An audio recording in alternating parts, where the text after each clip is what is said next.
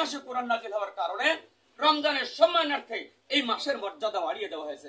কেমন বাড়িয়ে হয়েছে আমরা সবাই জানি। একটা নফল ইবাদত করলে ফরজ ইবাদতের সমতুল্য সওয়াব দেওয়া হয়। একটা ফরজ ইবাদত করলে 70টা ফরজ ইবাদতের সমতুল্য সওয়াব দেওয়া হয়। এই রমজানের কারণে কোরআন নাযিল হয়েছে, কোরআনের সম্মানার্থে মাসের এই মর্যাদা বাড়িয়ে দেওয়া হলো। আবার যে রাত্রিতে আল্লাহ যে সময়টাতে কোরআন নাযিল করা হলো সেই সময়টার মর্যাদা কিভাবে দিলেন? খায়রুম মিনাল ফিশার।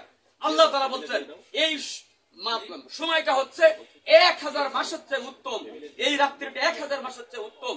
আল্লাহ রাসূল সাল্লাল্লাহু আলাইহি সাল্লাম আল্লাহর কাছে এমনি ভাবে মনে মনে আল্লাহর কাছে বলছেন, আল্লাহ আমার পূর্বে যত নবী রাসূল এসেছে তাদের হায়াত ছিল এত, কারো 1000, কারো 1500, কারো 2000 বছর।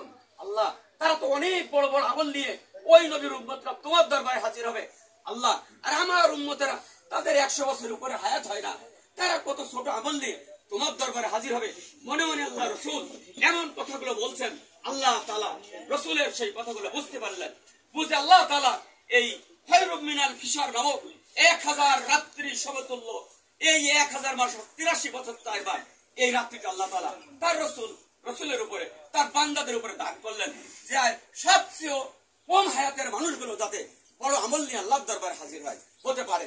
এখন আপনার আমার যে হায়াত দিয়েছেন আল্লাহ তাআলা, যদি তার মধ্যে আমি 20টা কি 30টা যদি এই লাইলাতুল কদরের রাত্রি ধরতে পারি তাহলে কত বড় আমল আমার আপনার সামনে হবে।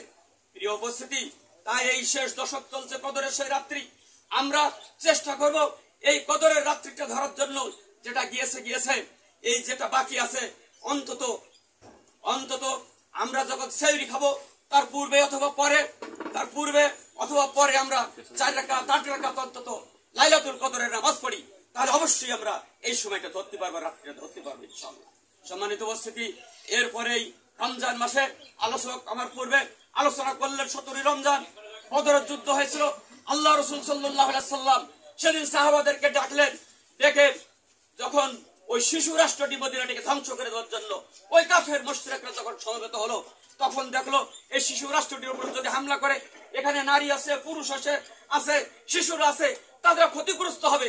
সেই জন্য মদিনার থেকে এই 313 জন যাদেরকে তৈরি করেছিলেন তাদেরকে মদিনার থেকে বের করে নিয়ে এসে তাদেরকে বদর নামক প্রান্তে এক জায়গায় জড়ো করলেন। জড়ো করার পর আল্লাহ তাআলার কাছে দুহাত প্রসারিত করে মুনাজাত করছেন, দোয়া করছেন, আল্লাহ তাআলা তুমি তাকিয়ে দেখো, মাত্র 313 জন আমি এখানে সমবেত করেছি।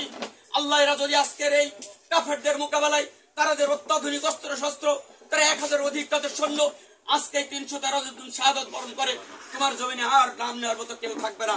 আল্লাহ তুমি আমার কাছে ওয়াদা করেছিলে সাহায্য করবে, আল্লাহ তুমি তোমার ওয়াদা পূরণ করে দেবে, সাহায্য করবে। এমনি ভাবে আল্লাহ রাসূল দুহাত প্রসারিত করে এমনি ভাবে দোয়া করছেন। পাশে আবু বকর রাদিয়াল্লাহু আনহু আসেন, বলছেন ইয়া রাসূলুল্লাহ আপনি হাত নামান, অবশ্যই আল্লাহ তাআলা আপনার দোয়া কবুল করেছেন। সম্মানিত উপস্থিতি, আল্লাহ রাসূল হাত নামালেন।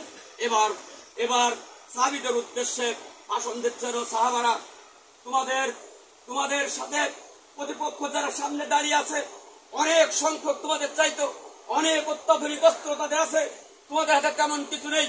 তোমাদের একটাই শক্তি, তোমরা আল্লাহর উপর আস্থা রেখে মনোবল রেখে বিশ্বাস রেখে তোমরা এই কাফেরদের মোকাবেলা করো। আর এই কাফেরদের মোকাবেলা করতে গিয়ে তোমরা যেহেতু রোজায় আছো, তোমাদের বাহুবল যদি মনে করো দুর্বল হয়ে পড়ে, তাহলে তোমরা রোজা ছেড়ে দাও। প্রিয় উপস্থিতি, রোজার চাইতেও কত গুরুত্ব দেওয়া হলো দিন প্রতিষ্ঠার এই আন্দোলনকে। এমনি হবে কোন এক সময়ের যুদ্ধে আল্লাহ রাসূল সাল্লাল্লাহু আলাইহি ওয়াসাল্লাম 3 ওয়াক্ত নামাজ একসাথে পড়েছিলেন, আপনাদের জানা আছে। নামাজ ছেড়ে দিয়ে, রোজা ছেড়ে দিয়ে দিন প্রতিষ্ঠার কাজকে বেশি গুরুত্ব দিয়েছেন। আর আমরা কি করি? আর আমরা দিন প্রতিষ্ঠার আন্দোলনকে সরিয়ে দিয়ে আমরা ওইগুলোকেই বেশি গুরুত্ব দিই। সবগুলোকেই সমানভাবে গুরুত্ব দিতে হবে। আমার কথা দীর্ঘায়িত করতে চাই না। তাই আজকের এই সমাজে যেভাবে মারামারি কাটাকাটি চিন্তায় খুন খারাপি, এই সমাজটাকে সুন্দর করতে হলে একদল তাকওয়া ভিত্তিক